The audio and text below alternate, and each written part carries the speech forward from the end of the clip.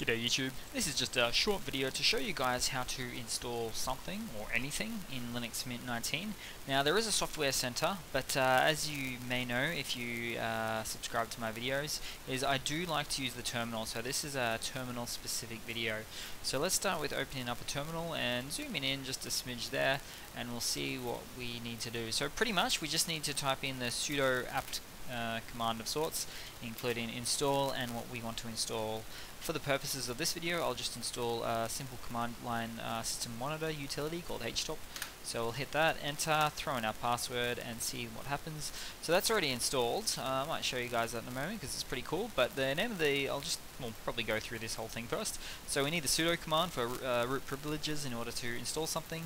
We need the apt command, which is the update method. We need the install command, so we're saying apt install and the name of the software there.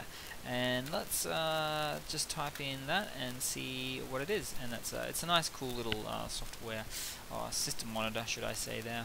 So that's pretty much it, guys. Just a super quick video to show you guys how to install something, anything in Linux Mint 19. So cheers guys, hope you've enjoyed.